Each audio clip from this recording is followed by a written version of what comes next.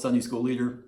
Hey, we are in the last lesson of the unit that's entitled Living a Godly Life in an Ungodly World.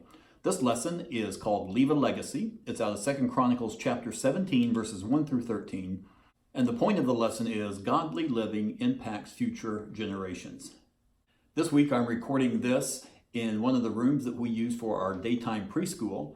It's also the room that my wife uses on Sundays. She teaches kindergartners Sunday school. Because as we think about what are we going to leave our kids, what are we going to leave our grandkids? And I'm not talking about possessions. I'm not talking about material things and money. I'm talking about a legacy. What kind of spiritual legacy are we going to leave our kids? So today we're looking at King Asa. Actually, King Asa died last week, and we're looking at his son.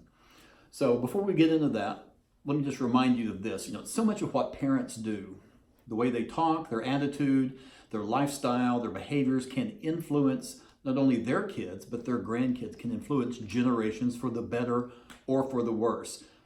There's a lady in my Sunday school class. When I hear her and her sister talk, if I close my eyes, I'm not really sure which one is talking because they sound so similar. Also, they both sound like their mother, who died a couple of years ago. And so I can remember how she talked, and it sounds just like those two ladies. We get a lot of things from our parents, a lot of things from even prior generations, and some of it's genetic. It's those physical characteristics, but also parents contribute to a child's mental, emotional, and spiritual development. Parents even develop a child's physical abilities and their talents. If I think about this, Archie Manning. If Archie Manning had gone into accounting instead of football, I wonder if Eli and Peyton would have ever both become Super Bowl champions. I don't know. But, it's also probably pretty evident that a child can pick up a parent's negative habits as well. Here's just a couple of statistics for you. Children of alcoholics are 4 times more likely to become alcoholics themselves. And children of drug addicts are 8 times more likely to develop a drug addiction than of someone whose parent does not have that addiction. This kind of thing really hit home with me back in seminary several years ago in a pastoral ministry class, and we did what was called a Genogram. And so if you're not familiar with that, you might Google that and get some more information on that, but it was very eye-opening to me because it's similar to a family tree, and so you draw it out, and there are special symbols, one for male, one for female, and then you can draw different arrows or whatever, depending on what you want to do. Like if this person was alcoholic, you might have a special symbol, or a drug addiction or divorce, you might have different symbols between the parties involved. And maybe if there was hatred involved in siblings, or a strong like between parent or child, or between siblings, whatever. Anyway, you map all that out. So it's a lot more detailed than a family tree. And so as you look at that, you can see patterns through the generations. You can see alcoholism that goes through the generations, or just discord among the family. And so it's interesting to see that. So anyway, all that to say, positively and negatively, we affect our children, our grandchildren, generations to come. Now, like I said, last week we ended with the death of King Asa. And for the most part, he was a good king, wasn't he? He tore down idols. He deposed grandma. Remember, she was an idol worshiper and got rid of her job as queen mother. He trusted in God when he was outnumbered. But in the last 5 years of his life, like we looked at last week, he didn't seek God on this major military campaign that he was going to make. And the prophet that came and confronted him on it, he threw in jail. Now, this week, his son, Jehoshaphat, he takes the throne. And so the question is he going to follow in his father's footsteps? So let's dive in and see. If we look in verses 1 and 2 of our text, we see that Jehoshaphat, he fortified the cities of Judah. We know Asa did this as well early in his reign. We look in verse 6 of our text. We see that Jehoshaphat's heart was devoted to the ways of the Lord. This was also used to describe King Asa. Also in verse 6, it says that Jehoshaphat removed high places and the Asherah poles from Judah. Same thing. Asa had this same description said about him. Verse 10, it said surrounding countries did not go to war against him.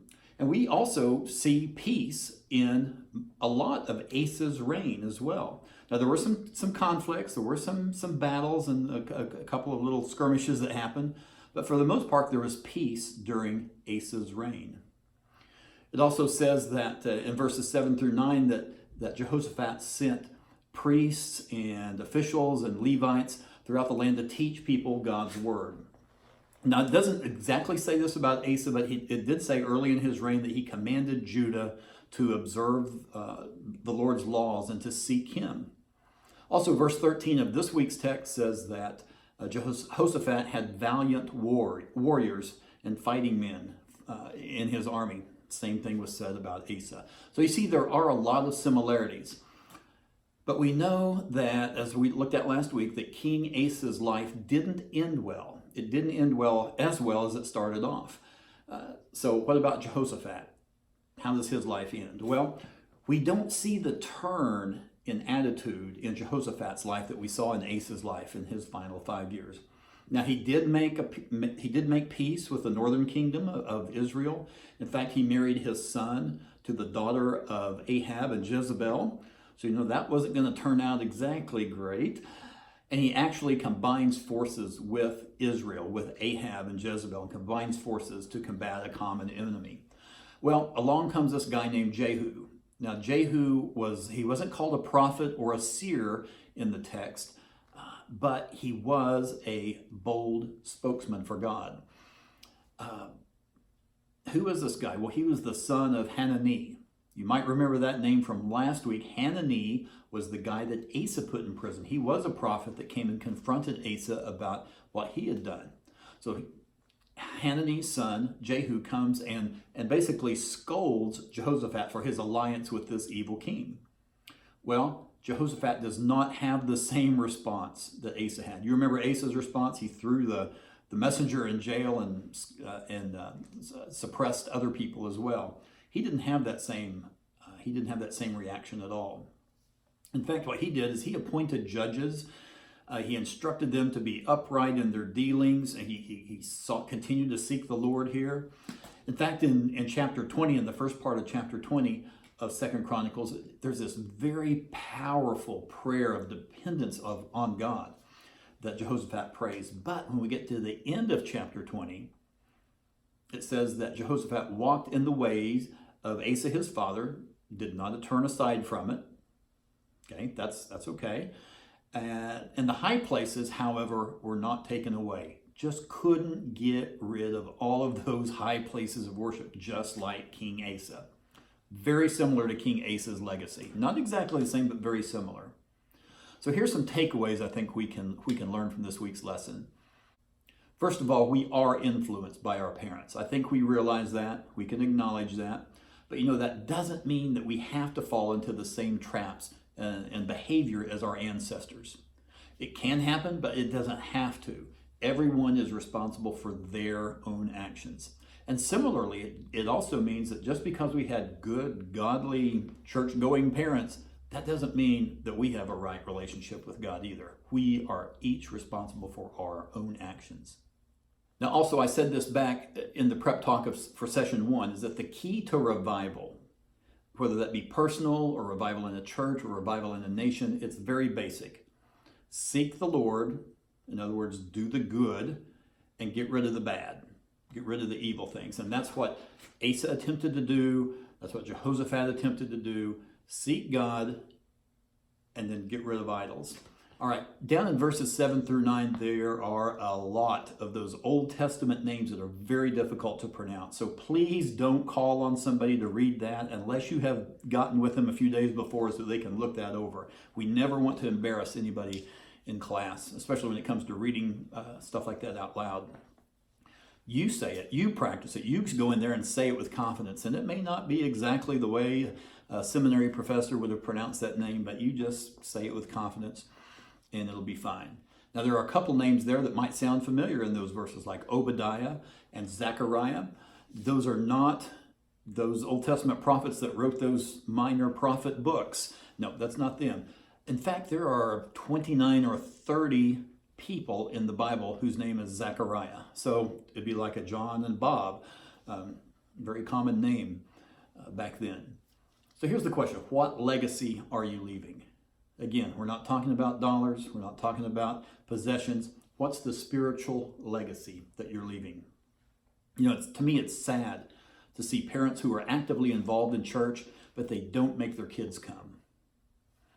You know, what their excuse is, well, I don't want to force them. I don't want to force them. I want them to find their own faith. And while there is value in not making a child repeat a prayer to make the parent feel good, and then the child banking on that as their salvation experience, we don't want to do that. We don't want to pressure them into that. Yet we want to encourage them in their faith. And how are they going to find that faith unless they're in church? So, you know, we make kids go to football practice, to band practice, to dance recitals, to ball games, whatever. Here's the thing: we are so much focusing on the temporal, we're forgetting about the eternal. Now, there's nothing wrong with dance recitals and baseball games and all that. Nothing wrong at all. But when that takes precedence all the time over church and spiritual development, that is very bad. It's just not the thing to do. All right, so next week we're starting a new unit. It's called Simplicity, Finding Contentment in a Busy Life. And I just talked about football games, baseball practice, dance recitals, whatever. We are very busy people, and we're raising our kids to be very busy people. How do we find contentment in a very, very busy world?